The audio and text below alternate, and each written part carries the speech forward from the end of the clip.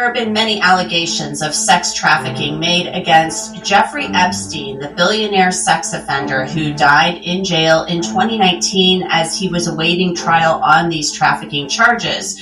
There have also been allegations that a lot of famous people knew about his activities, and now there's an allegation that a very noteworthy person, Jamie Dimon, a head of a large bank, knew about his sex trafficking activities.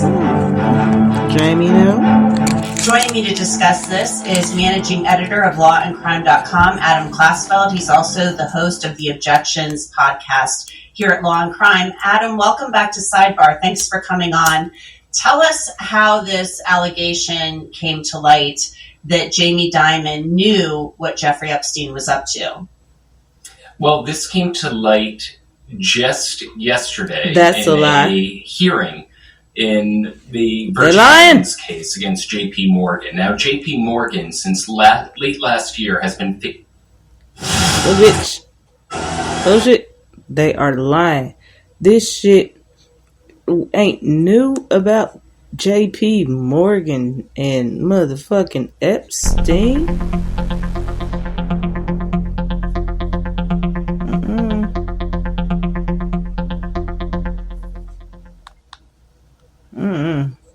Morgan. Now, J.P. Morgan, since late last year, has been facing multiple lawsuits alleging that they essentially facilitated Jeffrey Epstein's sex trafficking scheme by being his bank of choice between 1998 to 2013. And what happened very recently in federal court in a 3.5-hour hearing was that a lawyer for the Virgin Islands government told a federal judge that they have emails suggesting that a transfer of money from Epstein was going to hold, quote-unquote, pending Dimon review. She specified that meant Jamie Dimon. And what that mean? Basically, that said, this, and what's even more noteworthy than tell me what the existence of this email is the date on it. It was August 2008. Now, why is that significant? What? Because in June 2008, Jeffrey Epstein pleaded guilty in Florida to soliciting prostitution of a minor. It was his first brush with law enforcement. It was the one that got him to become a convicted sex offender. And so a lot of this was known at just months earlier before Jamie Dimon was allegedly reviewing Jeffrey Epstein's account. So right now, there is a lot of scrutiny on Jamie Dimon. A federal judge signed off on a subpoena that will allow the Virgin Islands government to find out what he knew, when he knew it. And right now, it comes at a very interesting time because J.P. Morgan recently filed a third-party complaint. That is to say, they sued one of their former executives, Jess Staley. And essentially, they're trying to say this was anything that improper that happened with Jeffrey Epstein is because of this former executive, Jess Staley, who was their former senior executive. He later became a CEO of a big bank himself, of Barclays, stepped down because of his ties with Epstein. And they tried to essentially say it was his fault. And in that hearing yesterday, one of the things that the Virgin Islands lawyers said is that if Mr. Staley is a rogue employee, why isn't Jamie Dimon? So basically what they're saying is clear that the knowledge of what Jeffrey Epstein was doing, in their view, went straight to the top. What does Jamie Dimon have to say about this? He's a huge name. This is an explosive allegation that he was basically complicit in this. I mean, that's basically what they're saying. So what does Jamie Dimon have to say about this, if anything? Now, J.P. Morgan had released a legal brief basically denying that he had anything to do with it.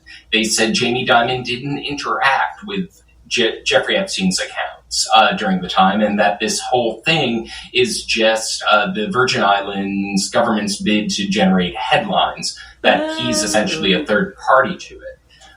a federal judge essentially rejected those arguments in ratifying the subpoena. They said the judge allowed the Virgin Islands government to subpoena Jamie Dimon on it. Oh. Why? What convinced him? That there might be something there, at least enough to allow the Virgin Islands government to subpoena the CEO of JP Morgan. Mm-hmm. We don't know. The judge didn't reveal any of his reasoning in his ruling. He just, stamped the subpoena and allowed them to look. And maybe we'll find out more.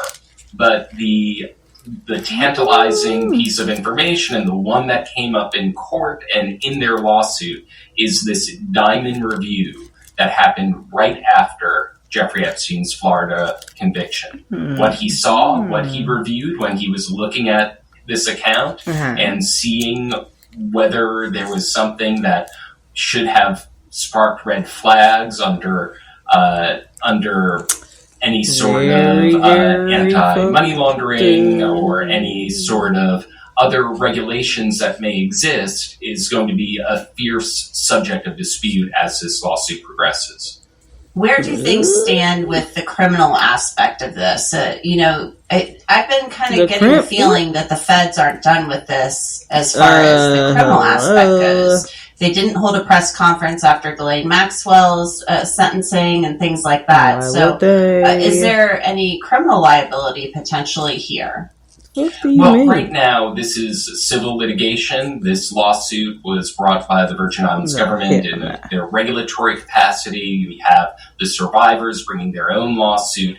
So I want to be absolutely clear with listeners, there are no criminal allegations against anyone in this particular case, and federal prosecutors have remained absolutely silent here. But we should also think back to how the criminal prosecutions started. One, with investigative journalism, but also investigative journalism based on revelations from civil lawsuits. So it has happened before. Could it happen again? Well, it depends on what is seen in the case of... Lawsuit from the U.S. Virgin Islands Attorney General Denise George accuses JP Morgan Chase of facilitating Jeffrey Epstein's sex trafficking operation and covering it up, according to the lawsuit. The bank and its employees knew they were facilitating Epstein's sexual abuse and sex trafficking conspiracy to coerce young women and underage girls to engage in commercial sex acts, according to the accusations. According to Insider, the bank concealed its conduct by failing to follow red flag laws. And the section of the lawsuit that details how JP Morgan allegedly turned a blind eye to Epstein's conduct is heavily redacted. A representative from JP Morgan declined to comment to Insider on this matter. Insider writes, the Virgin Islands prosecutor, Denise George, lost her job days after suing JP Morgan in connection with the Jeffrey Epstein investigation. According to Law and Crime, George's office did not immediately respond to Law and Crime's request for comment sent yesterday. So this is kind of a crazy story. The prosecutor in the U.S. Virgin Islands, where Jeffrey Epstein's sex island was located, filed a suit making these allegations under, I think, RICO law. And almost immediately is fired, as I read RICO is on you niggas' explanation for why she was fired. And the timing is sort of incredible. Yeah, she's filing a lawsuit alleging a cover-up, and then she herself gets fired. So you would say, I mean, the reaction many people would have is that, well, the cover-up is continuing. She is being punished for trying to reveal what is going on with JP Morgan Chase. Now, we don't really know many of the details here. The other side, you could argue, is maybe the governor of the Virgin Islands thought this lawsuit is totally has no merit, and she's just trying to make a name for herself or something, and it will be embarrassing, and so then he fires her for doing that. Although he didn't say he was fired for that reason. He just said, thank you for your service. Right, you could offer an alternative explanation that would help to assuage people's feelings that there's something conspiratorial going on. So what do you think is again, because it's not clear yet, what do you think is the JP Morgan connection, that he's making payments to various people, or maybe he's paying off underage people or something, and that is something that JP Morgan should have taken notice of? So a lot of the court documents are redacted, which prevents us from knowing all of what there is to know. However, we do know is that in the lawsuit that was filed, the plaintiffs accused the banks of, quote, providing the requisite financial support for the continued operation of Epstein's international sex trafficking organization in violation of the Racketeer Influence and Corrupt Organizations Act, that's the RICO Act, a U.S. law used to target illegal conspiracies that was originally designed to target organized crimes. Now, RICO law has been used in ways that are gross overreaches to get people who I would argue should not be overpoliced and criminalized, but it also has been the thing that has enabled law enforcement to get some genuine criminals that otherwise are careful enough to avoid. It's also something people who don't know anything about the law always say, "Oh, is that RICO?" Usually, it's not. Usually, that is not RICO. Well, the lawsuit goes on to say that Epstein's sex trafficking venture was not possible without the assistance and complicity of a financial institution, specifically a banking institution, which provided his operation with an appearance of legitimacy and special treatment to the sex trafficking venture, thereby ensuring its continued operation, etc., etc. So look, I think the implications here for the Virgin Islands are potentially significant. It is a place that is known to be a tax haven and a place that provides a lot of economic opportunities for folks who are trying to avoid certain regulatory restrictions in the United States and other parts of the world. Anyway, they're getting a close look this now, if you don't know, people, my bad. If you don't know, I definitely had the flight log list. I had it a long time ago. I named each and every one of the people that were on the flight list. Alleged victims. Just say. Little St. James off the coast of St. Thomas was 3 years privately ago owned by Epstein until his death in August. The local government is now suing his estate for control of it. It's also providing new details of how Epstein was able to get away with his alleged crimes for so long. Mola Lengi is on a boat near Little St. James. Well, good morning. There are really only two ways to get out to this island, either by helicopter or private boat. And that seclusion appears to have been by design, making it difficult for government officials to monitor Jeffrey Epstein's behavior here on the island, and even harder for the alleged victims who were brought here to escape. What a beautiful fucking place to be so like a tropical getaway, but authorities say Jeffrey Epstein used the private island to hide his criminal activity. So he felt that he can basically be protected, or he can get away with things. He can get away with it. Denise George became Attorney General of the U.S. Virgin Islands just months before Epstein's death by suicide last year. Her office is now suing Epstein's estate. I believe he died. Why pursue these sort of charges now? Well, all I'll have to say is why not now?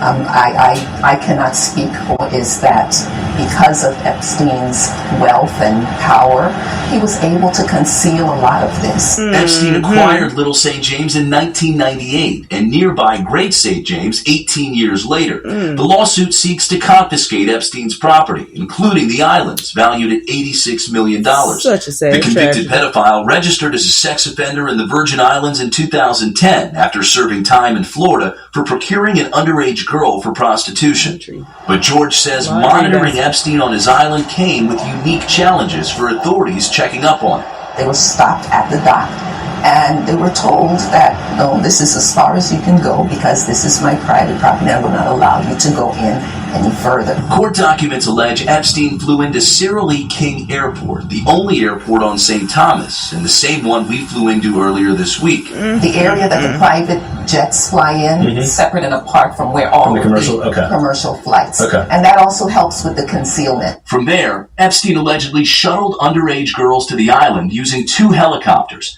According to the complaint, air traffic controllers and other airport personnel reported seeing Epstein with girls who appeared to be as young as 11. The Attorney General tells us Epstein controlled all communication and transportation on the this rabbit hole alleged victims were essentially trapped. Remember, he owns a whole island, so it wasn't a situation where a child or a woman would be able to just break away and run down the street to the nearest police station. Epstein's island here is about 2 miles from St. Thomas. According to the lawsuit, one of his 15-year-old alleged victims was so desperate to escape, she actually tried to swim away. Another of Epstein's alleged victims, who spoke to CBS News on the condition that we conceal her face and voice, tells us what she said happened to her. He raped me. He brought me off the island, actually to his office in St. Thomas.